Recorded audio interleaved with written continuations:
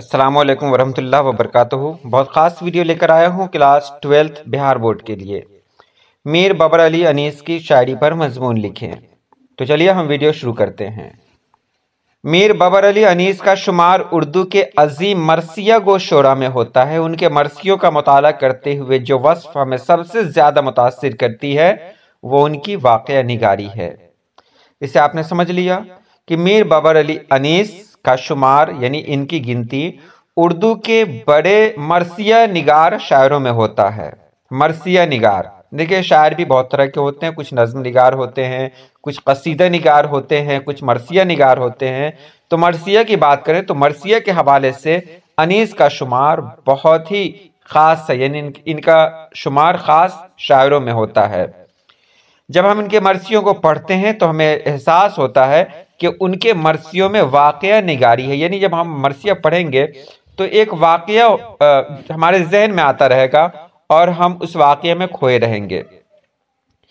मीर अनीस जिस वाक़ये या जज्बे को बयान करना चाहते हैं उसकी तस्वीर खींच देते हैं और जिन गोशों तक आम इंसान की निगाहें नहीं पहुंच पाती, मीर अनीस उन जुज़ियात को भी कामयाबी के साथ पेश कर देते हैं, जिससे इस वाक़े की मुकम्मल तस्वीर आँखों के सामने फिर जाती है और सामीन के दिलों पर एक ख़ास असर मुरतब हो जाती है। यानी मीर अमीन अगर चाहें तो वो जिस वाक़या को या जिस जज्बे को बयान करना चाहते हैं उसकी एक तस्वीर पढ़ने वालों की आंखों में आ जाती है, जो सबसे बड़ी बात है। और वो ऐसी सी बातें कह जाते हैं जिसके बारे में आम इंसान गुमान तक भी नहीं कर पाता। मीर अनीस के जब मरसियों को पढ़ते हैं तो ऐसा लगता है कि हम सिर्फ पढ़ नहीं रहे हैं बल्कि उसको देख रहे हैं, मतलब एक तस्वीर आंखों के सामने घूमती रहती है।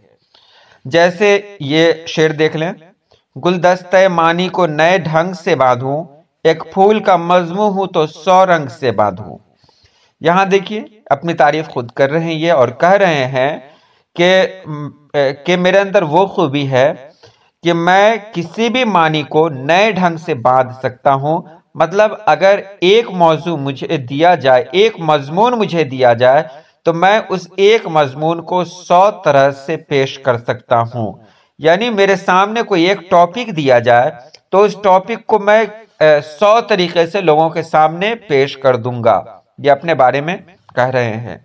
तो मंजर कशी की रवायत उर्दू ज़बान में हमेशा पसंदीदा समझी जाती रही है, लेकिन इसके अच्छे नमूने उर्दू शायरी में बहुत कम मिलते हैं। मीर हसन ने इस रवायत को आगे बढ़ाया और अनीस ने इसे पाए तकमील तक पहुंचाया। जज्बात निगारी में भी अनीस को कमाल हासिल है। ये खास बात आपको बता दूं कि मीर हसन का नाम आया है, ये मीर बाबर अली अनीस के दादा का नाम है। तो ये पूरा खानदान ही शायर है, यानी 5 पुश्त इनके शायर हैं और सभी मोतबर और मशहूर शायर हैं। तो इसकी शुरुआत मीर हसन ने की थी और मीर अनीस ने इसे आगे बढ़ाया। मीर अनीस की सबसे बड़ी खासियत यही है कि जज्बात निगारी इनकी शायरी में उभर कर सामने आती है। दरअसल अनीस इंसानी फितरत और नफ्सियात के बहुत बड़े नब्बाज हैं, यानी इंसानी फितरत को जानते हैं, नफ्सियात को जानते हैं। ये जानते हैं कि किस वक्त इंसान पर किस तरह के जज्बात तारी होते हैं। ये नफ्सियात को जानते हैं, इनको पता होता है कि इंसान के अंदर कब कौन सी सोच उभरती है और वो उसी तरह अपना कलाम पेश करते हैं। तो मीर अनीस उर्दू के बहुत बड़े मरसिया निगारों में शामिल हैं। इनके कलाम को पढ़ने के बाद एक अजब तरह का एहसास होता है, अलग एहसास होता है। ये मीर अनीस की शायरी की खूबी है।